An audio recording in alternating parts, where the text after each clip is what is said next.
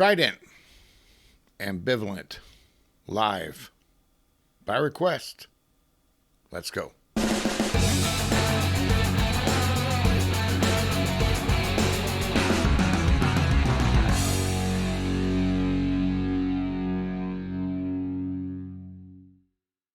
Hey there. Hiawatha requested this song. It is a live performance by Trident. I have not heard it. It's called Ambivalent, and it's at Zepp Haneda. And why don't we just, first of all, give them a like and get going here. So here we go.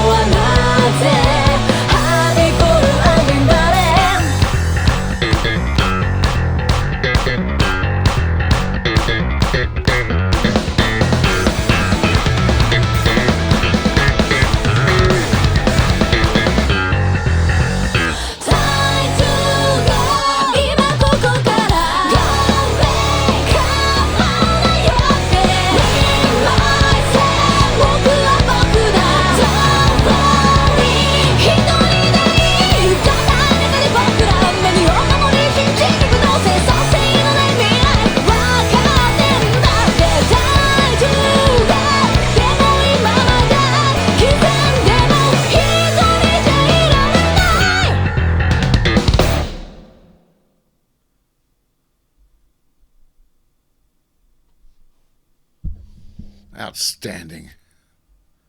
Look at what this band is doing with a guitar and a bass and a drum kit. Simply amazing.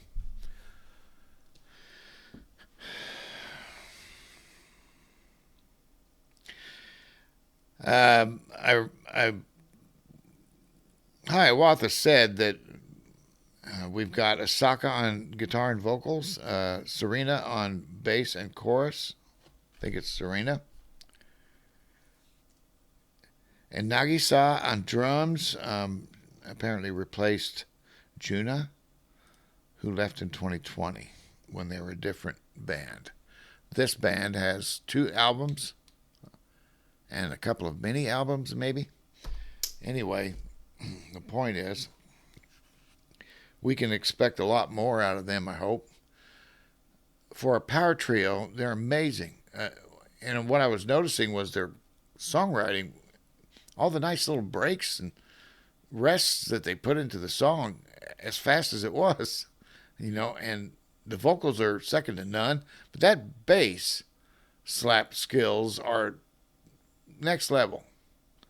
And Serena is top notch. She drove that song. I absolutely drove it. Much more than just a foundation for Asaka to work off of, right? She was driving the song. That makes a great power trio. When the bass player can step into the gap and still keep the rhythm foundation at the same time. It's, and I'm not comparing these bands, all right? So don't get in the comments and tell me you can't compare them. I'm comparing the approach. The approach of ZZ Top was the same way. The bass player could almost be a second guitar at the same time that he kept the rhythm for Billy Gibbons. And the vocals. Everybody can sing, apparently. Although I didn't get to see the drummer actually sing, it sounded like she was. What a great band. Everything I've heard them do, and I've only heard 3 or 4 songs out of them, so we can go deep in, as deep into their catalog as it is, and we're going to see a lot that I haven't seen. I hadn't seen this one. I had no idea they were, but I did know that they're not afraid to, look, that bass-driven song, you wouldn't call this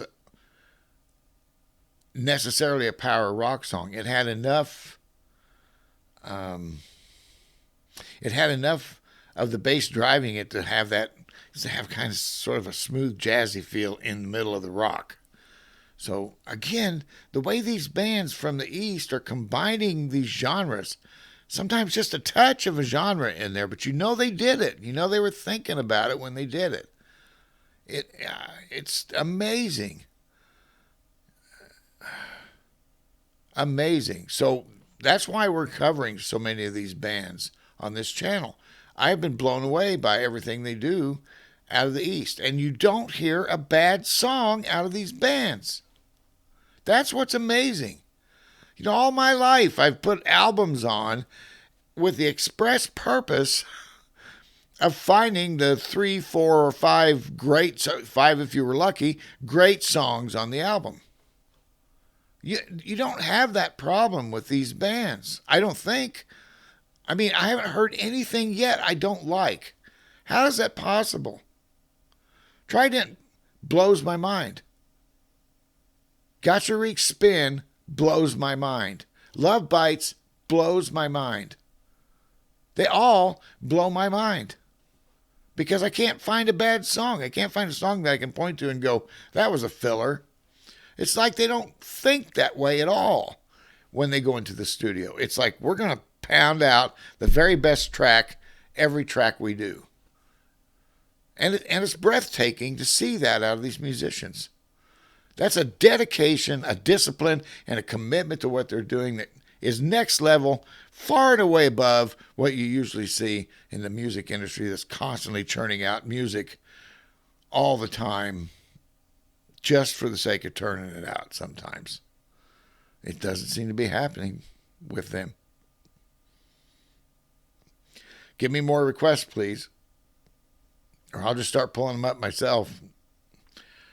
Judging by what I've heard so far, you won't mind, because so far what I've heard is awesome. I'm sure what's coming is too. You don't have that level of musicianship unless what you're doing is pretty awesome. That's why you can't, I'm going to say this, that's why you can't look at Gotcha Reek Spin and Trident and then look at Love Bites and go, oh, well, this one's better than that one. You can't do that, because critically speaking, they're at a level of musicianship that it's no longer about who's better. It's about their approach. It's about, are they different? That's what we should be looking at. That's how we appreciate music, is the ability to separate that idea that one band's better than the other. It's just not the case here. You might be able to say that about bands in the West. Some bands. Some bands that maybe made it that,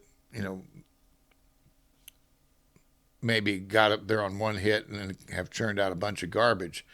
It doesn't happen that often, though. I mean, once a musician, once bands reach this kind of level, now you're talking about what's their approach? Does it move me? Does it speak to my soul? Right? All these bands that we're listening to speak to my soul, each one of them in a different way.